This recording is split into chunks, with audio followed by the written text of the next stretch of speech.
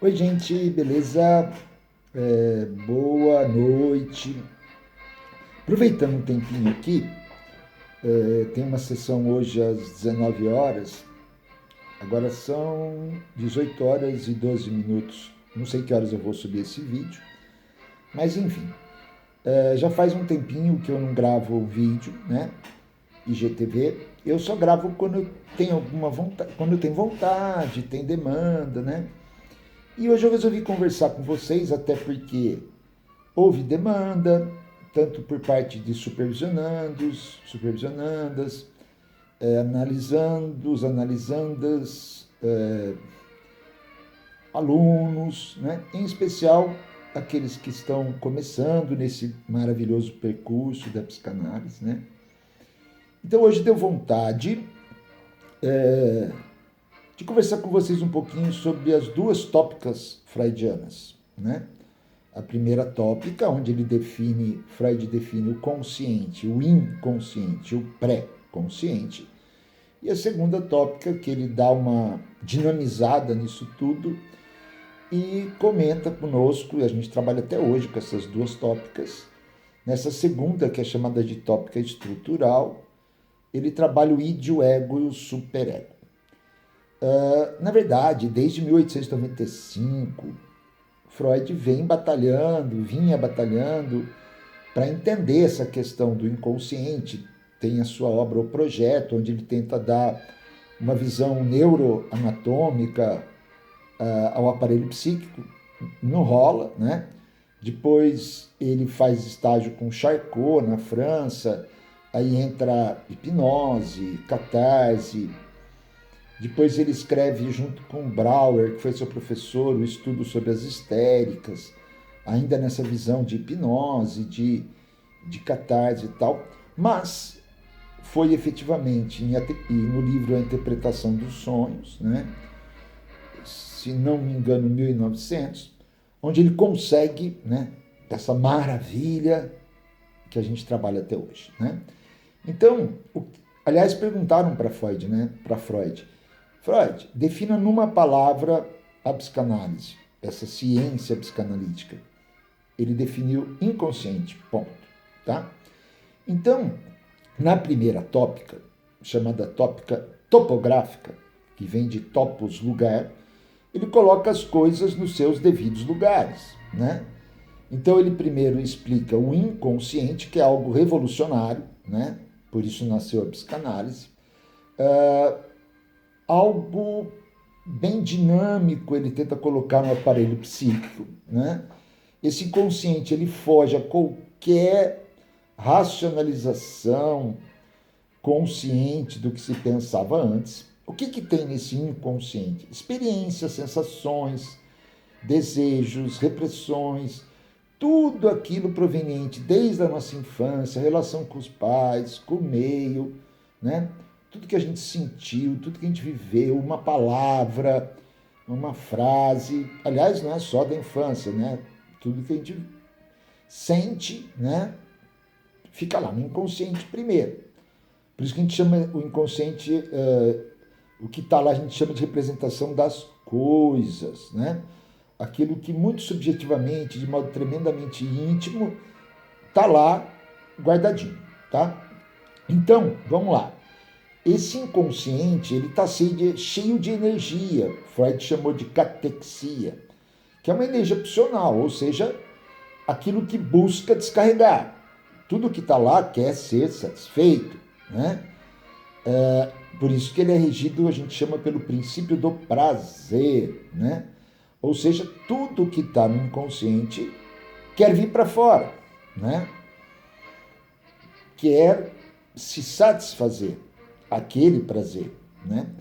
Quando a gente fala prazer do inconsciente, dá uma impressão de que pode ter uma sensação, vou falar daqui a pouco, de bem, mal, não.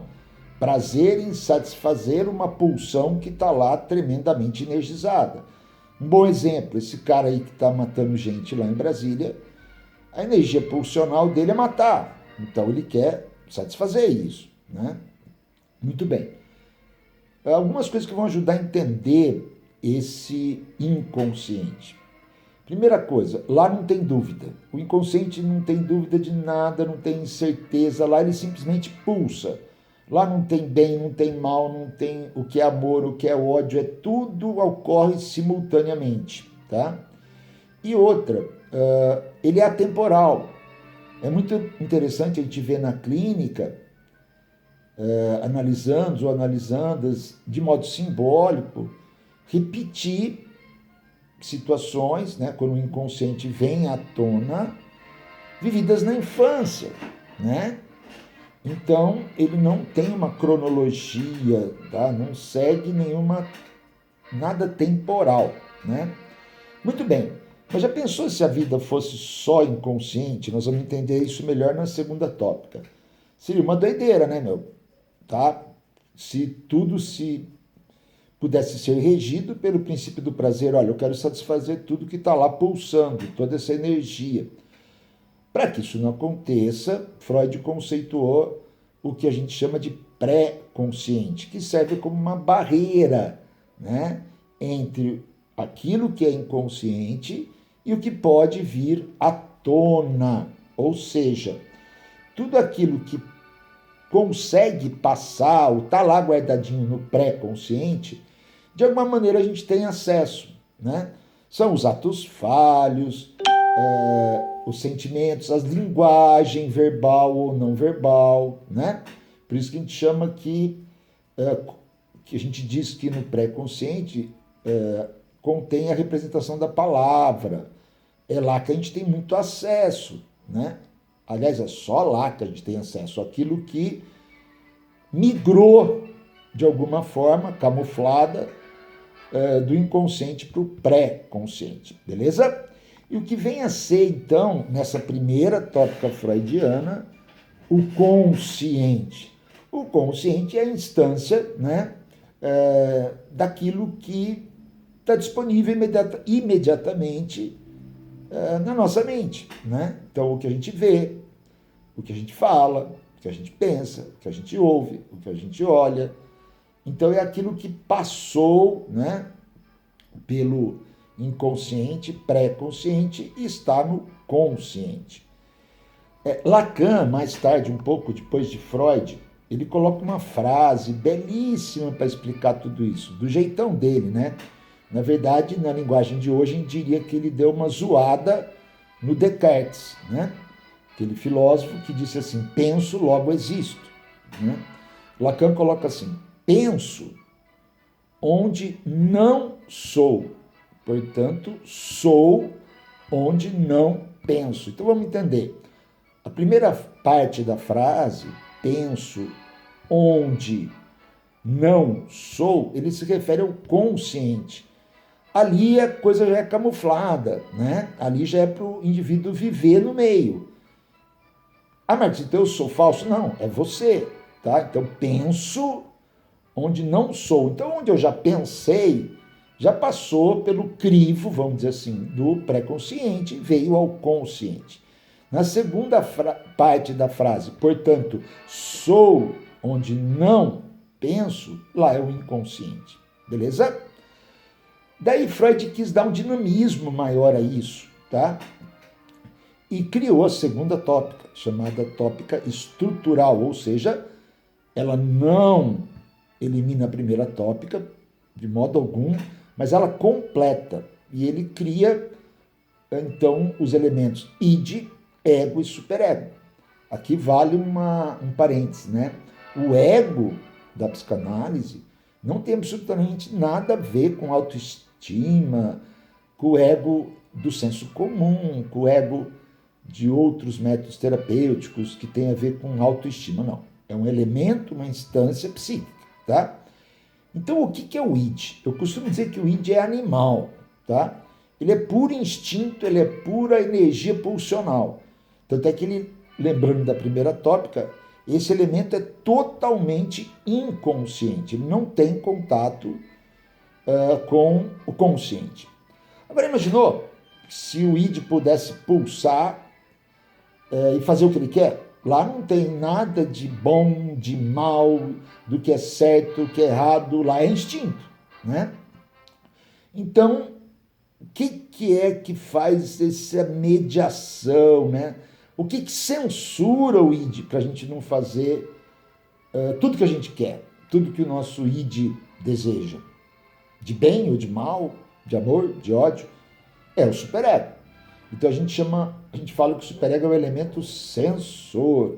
Então o superego, ele tem um contato, ele enxerga um pouco do meio, do consciente, para que ele absorva regras, preceitos, ideologias, algumas coisas de moral, de ética, leva para dentro do inconsciente e fala, id, isso não pode. Agora imagina, os dois brigam. O id quer, o superego censura. Então tem que haver uma espécie de, abre aspas, juiz, fecha aspas. Esse juiz é o ego. Já imaginou que difícil? Muitas vezes Freud falava assim, ego, pobre ego. Né? Então, o ego é o elemento juiz. É lá que ele interpreta, ele também tem um contato com o meio para entender o superego, ele tem um contato com o inconsciente, quando eu digo meio é o consciente, ele tem um contato também com o inconsciente para entender as demandas do id e o que o ego, o superego, perdão, não permitiu que viesse à tona, e ele tenta mediar. Para fechar, depois eu faço mais vídeo da parte clínica, mas para fechar, quando que a gente adoece? Quando o ego não dá conta dessa briga. É uma energia pulsional do id querendo acontecer, querendo descarregar, o id é inconsciente. O superego censor, que faz a censura, não deixa. Se o ego suportar, mediar tudo isso, beleza. Se ele não suportar, aí que a gente adoece psiquicamente, somatiza, enfim. Tá bom? Então, eu fiz rapidinho, de improviso, mas eu tive vontade, tá? Boa sexta para todo mundo, Deus abençoe, bom final de semana, abração, valeu, tchau, tchau.